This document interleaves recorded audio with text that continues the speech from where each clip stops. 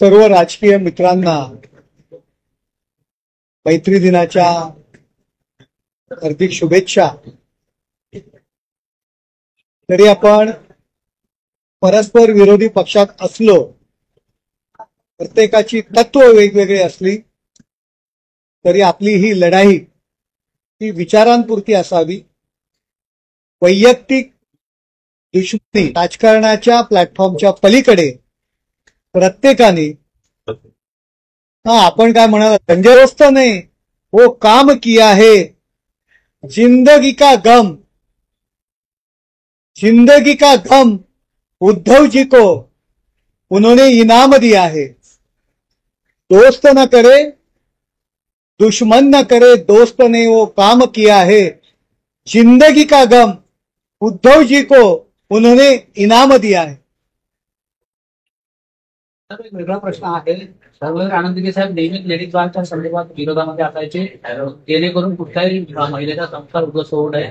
आता सध्या पनवेलमध्ये देखील घटना घडली आहे। मनसेने संपूर्णपणे एक लेडीज बार तोडल्या, त्याबद्दल आपण काय बोलतो? ज्या चुकीच्या गोष्टी आहेत त्याच्यावरती पोलिसांनी कारवाई करायला पाहिजे। ज्या ठिकाणी अशा पद्धतीने ज्या गोष्टी घडत असतील त्यावरती कारवाई व्हायला पाहिजे। उद्धव ठाकरे हे आता दिल्ली दौऱ्यात येणार आहे। बैठक आहे।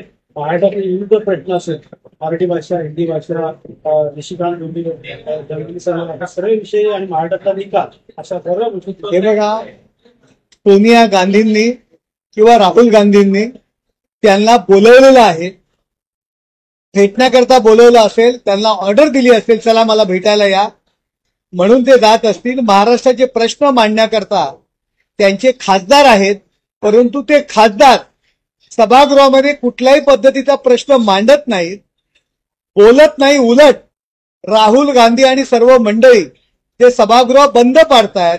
गेले 10 दिवसामध्ये 2 दिवस सभागृह चाललं। त्या बंद पडणाऱ्या सभागृह बंद पाडण्याकरता यांचे सर्व खासदार त्या राहुल गांधींच्या सोबत आहेत। त्यामुळे महाराष्ट्राचे प्रश्न मांडण्याकरता खासदार पाठवलेले आहेत, परंतु खासदार सभागृह बंद पाडतायत। हे केवळ सोनिया गांधींनी फरमान सोडले असेल, या मला भेटायला, आणि त्याकरता ते त्यांना भेटायला जात आहेत।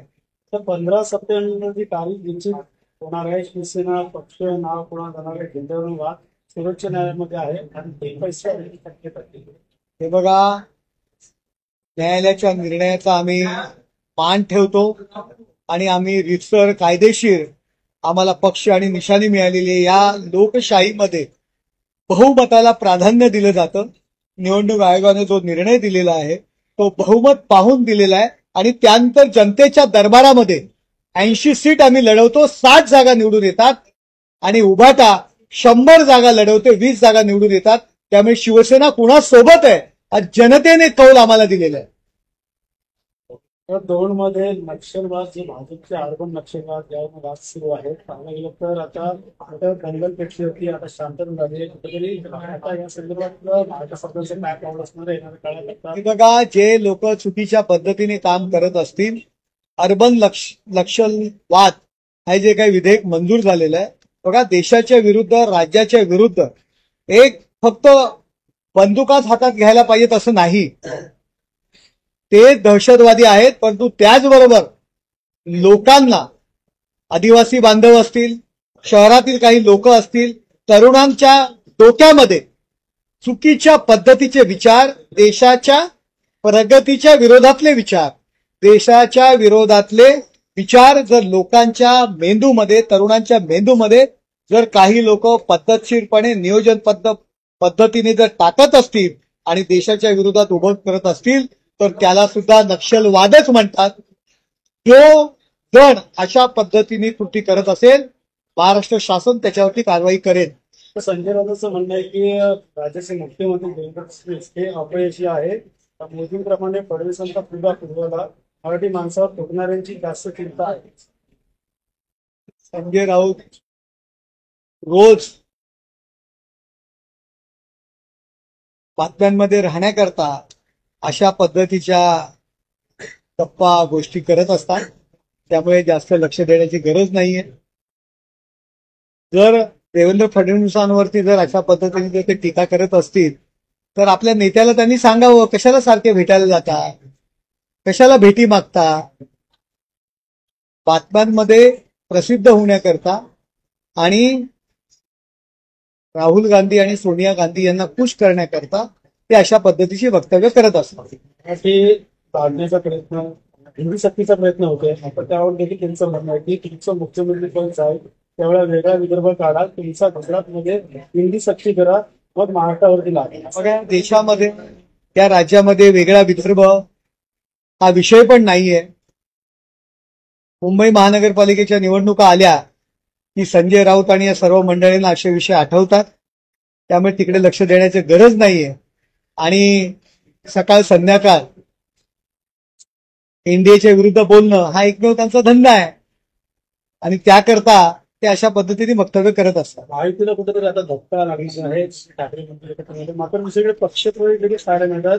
124 जागा आता ज्या आहेत त्या नगरसेवक जे ते शिंदेमध्ये आले. काय वाटतं 1-2 का फेर झालेला आहे येणाऱ्या काळात? ते बघा, राजसाहेबांना आणि उद्धव ठाकरे यांच्या युती संदर्भात ते जर बोलत असतील तर राजसाहेब त्यांच्या आघाडीमध्ये काँग्रेसला चालणार आहेत का याचं उत्तर सुद्धा तुम्ही काँग्रेसी नेत्यांकडनं आणि संजय राऊतांकडनं घ्यायला पाहिजे.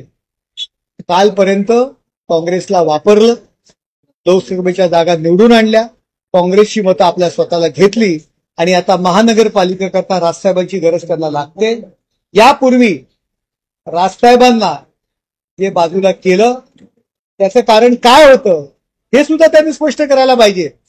की राजसाहेबांना शिवसेना सोडायला का लावली, त्यावेळी राजसाहेबांची व्हॅल्यू त्यांना कळली नाही का, याचं उत्तर, याचं स्पष्टीकरण सुद्धा संजय राऊत आणि उद्धव ठाकरे यांनी देणं गरजेचं आहे. फडणवीसांचं म्हणणं आहे मुंबई महापालिका असेल यांना महायुतीच असणार आहे, नंतर दुसरीकडे निवडणुकीसाठी दोघंही बंधू एकत्र राहिले असं फडणवीस म्हणणं आहे. येणाऱ्या स्थानिक स्वराज्य संस्थांच्या निवडणुकीमध्ये महाराष्ट्रामध्ये जे विधानसभेमध्ये चित्र तुम्हाला दिसलं तेच चित्र स्थानिक स्वराज्य संस्थांच्या निवडणुकीमध्ये तुम्हाला दिसेल. संजय शिरसाटांचं एक वक्तव्य आलं मेजॉरिटी ही शिवसेनेच्या चाललेली आहे. जो आगामी महापालिका निवडणुकीच्या काळात सोबत नाला असेल मुंबई महापालिकेसाठी मेजॉरिटी जास्त 124 जे आहे ती सेनेचे नगरसेवक पाहायला मिळतात. महायुती असताना जे आहे सेनेचे जास्त नगरसेवक पाहायला मिळतात. आतापर्यंत सेनेत पक्ष झालेले 124चा आकडा पार झाला.